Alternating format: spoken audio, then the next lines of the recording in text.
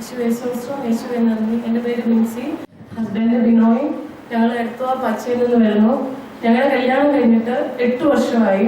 8 വർഷം ഞങ്ങൾ രണ്ടുപേരും സൗദി വർക്ക് ചെയ്യുവാണ്. അതിനോടകം 8 വർഷത്തെ ആദ്യത്തെ വെക്കേഷൻ ഒഴിച്ച് ബാക്കി 7 വർഷത്തെ വെക്കേഷനും ഞങ്ങൾ ഹോസ്പിറ്റലൈസ് ആയിരുന്നു. ഇവൻ ഞാൻ ചങ്ങനാശ്ശേരി തൊട്ട് എടപ്പാള് മലപ്പുറം ഹോസ്പിറ്റൽ വരെ പോയി.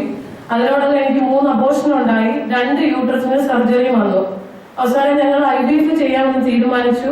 അതിനു വേണ്ടിയിട്ട് ഞങ്ങൾ ആദ്യത്തെ ഗഡു 50,000 റുപ്പീസ് അവിടുത്തെ ഞങ്ങൾ പേ ചെയ്തിട്ട് എന്നോട് പറഞ്ഞു മിനിമം 6 വീക്സ് എങ്കിലും വേണം നിങ്ങളിവിടെ സ്റ്റേ ചെയ്യാമെന്ന് പറഞ്ഞു. അപ്പൊ വന്ന സമയം ഞങ്ങൾക്ക് ആറാഴ്ച ഉണ്ടായിരുന്നു. അവര് പറഞ്ഞ സമയം എന്റെ മെൻസ്ട്രേഷന്റെ സമയം മാറിപ്പോയി. അവരെനിക്ക് ഗുളിക തന്നു, എന്നിട്ടും എനിക്ക് മെൻസ്ട്രേഷൻ ശരിയാവുന്നില്ല. അങ്ങനെ ഞങ്ങൾ അത് ക്യാൻസൽ ചെയ്തു. അത് കഴിഞ്ഞിട്ട് അവർ 6 മാസം കഴിഞ്ഞ് ഞങ്ങൾക്ക് സമയം തന്നു. 6 മാസത്തേക്ക് എനിക്ക് ഗുളിക തന്നു. 25,000 രൂപയുടെ ടാബ്ലറ്റ് ഞാൻ മേടിച്ചുകൊണ്ടാണ് എടപ്പാളിൽ നിന്ന് തിരിച്ചു വരുന്നത്. തിരിച്ചു വന്നു കഴിഞ്ഞിട്ട് എന്റെ മമ്മിയോട് അച്ഛനെ കുറിച്ചിട്ട് ഒരു അമ്മച്ചി പറഞ്ഞ പ്രകാരം സത്യം പറഞ്ഞാൽ എനിക്ക് മനസ്സിലോട്ട് ഞങ്ങൾ മടുത്തു. ഞങ്ങൾ എല്ലാം പോയി, എല്ലായിടത്തും മടുത്തു. ഞങ്ങൾ 2-3 ധ്യാനം കൂടി എല്ലാം കഴിഞ്ഞു. ഞങ്ങൾ അവസാനം പ്രതീക്ഷ എത്തിയിരുന്ന സമയത്താണ് മമ്മി അച്ഛനടുത്ത് ഞങ്ങളെ കൊണ്ടിരുന്നു. അച്ഛൻ ഞങ്ങൾ കഴിഞ്ഞ 2014 സെപ്റ്റംബറിൽ അച്ഛനെ കാണാൻ വരുന്നു.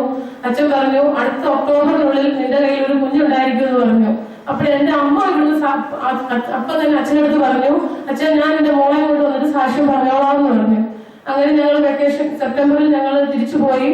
ആ ഒക്ടോബറിൽ തന്നെ ഞാൻ പ്രഗ്നന്റ് ആയി, ഒരു മെഡിക്കേഷനും ഇല്ലാതെ. അന്ന് തൊട്ട് ഞാൻ ഓൺ ഡ്യൂട്ടിയിലാണ് ഞാൻ ഡെലിവറിക്ക് പോകുന്നത് തന്നെ. എന്നോട് ബെഡ് റെസ്റ്റ് പറഞ്ഞു. ഞങ്ങൾ ആക്ച്വലി പ്ലാൻ ചെയ്തു 6 മന്ത്സ് കഴിഞ്ഞിട്ട് ഞങ്ങൾ രണ്ടുപേരും എക്സിറ്റ് വരാമെന്ന് കരുതി. അതൊന്നും ചെയ്യാതെ തന്നെ, ഒരു ട്രീറ്റ്മെന്റും കൂടാതെ, ഒരു ബെഡ് റെസ്റ്റും ചെയ്യാതെ തന്നെ ഞാൻ ഓൺ ഡ്യൂട്ടിയിൽ തന്നെ ഞാൻ പ്രസവിച്ചു. ഞാനിപ്പോ കുഞ്ഞിന് 6 മാസമായി.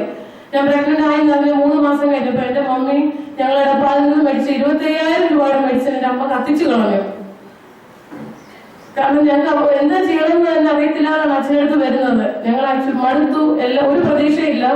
ഈവൻ IVF അല്ലാതെ ഒരു ട്രീറ്റ്മെന്റും ഞങ്ങളുടെ മുന്നിൽ അവർ പറഞ്ഞു തന്നില്ല. കാരണം എന്റെ യൂട്രസിന് കംപ്ലൈന്റ്, 3 അബോർഷൻ ചെയ്തു, ബെഡ് റെസ്റ്റ്, ഇതെല്ലാം കൊണ്ടിട്ട് ആണ് ഞങ്ങൾ അച്ഛനടുത്ത് വരുന്നത്. ശരിക്കും എന്നെ എത്രത്തോളം നന്ദി പറയണമെന്ന് അറിയത്തില്ല. കാരണം അച്ഛനടുത്ത് വരുമ്പോൾ തന്നെ ശരിക്കും ഞങ്ങൾ ഡിസപ്പോയിന്റഡ് ആയി. നിരാശ എന്ന് പറയുന്നത് ഞങ്ങളെ മൂടിയിരുന്നു. ഒരു പ്രതീക്ഷ ഞങ്ങൾക്കില്ലായിരുന്നു. ഇവിടെ വരെ എത്തിക്കുന്നത് ദൈവത്തിന് ഒരുപാട് നന്ദി. ഞങ്ങൾ ഇന്നലെ അച്ഛനെ കാണാൻ വന്നായിരുന്നു ഇത് പറയാനായിട്ട്. കാരണം ഞങ്ങളുടെ സന്തോഷം, ഞങ്ങൾ വന്നിട്ട് ഒരാഴ്ച ആയുള്ളൂ. കാരണം മെയിനായും അച്ഛനെ വന്ന് കാണുക എന്നുള്ളതായിരുന്നു. കാരണം ഞങ്ങളുടെ സന്തോഷത്തിൽ ഒരുപാട് ഞങ്ങൾക്ക് നന്ദി പറയണം അച്ഛനെടുത്തിട്ട്. പിന്നെ ഞങ്ങളുടെ സന്തോഷത്തിൽ അച്ഛനോട് പങ്കുചെയ്യാനായിരുന്നു. ദൈവത്തെ നമുക്ക് മഹത്വപ്പെടുത്താം. ദൈവമഹത്വത്തിന് വേണ്ടി മാത്രമാണിത്. മനുഷ്യനാൽ അസാധ്യമെന്നത്, മനുഷ്യനാൽ ഉപേക്ഷിക്കപ്പെട്ട കല്ല് ഭവനത്തിന്റെ മൂലക്കല്ലായി തീർന്നു.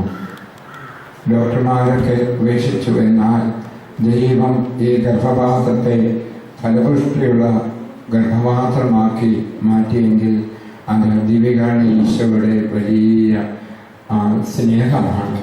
നമുക്ക് ഇവിടെ നന്ദി നിറഞ്ഞ ഹൃദയത്തോടെ ഇങ്ങനെ വന്നു സന്തോഷത്തോടെ ഞാൻ കേന്ദ്രത്തെയൊക്കെ അവരെ സഹായിക്കുകയും ചെയ്തു.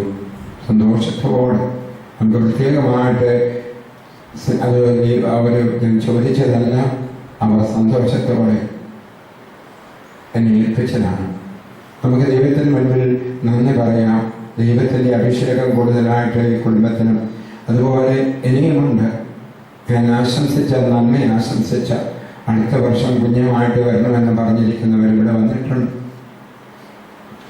വരണ്ട ഭൂമിയെ ജലാശയമാക്കി മാറ്റുന്ന കർത്താവിൻ്റെ അഭിഷേകം പ്രത്യേകിച്ച് ഈ കരുണയുടെ വർഷത്തിൽ ആ കൃപ ധാരാളമായിട്ട് വിളിക്കട്ടെ.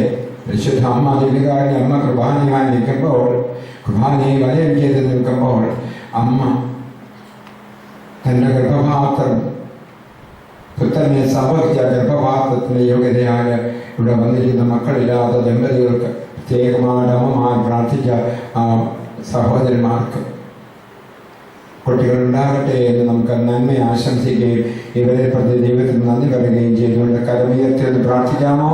Hallelujah hallelujah hallelujah hallelujah.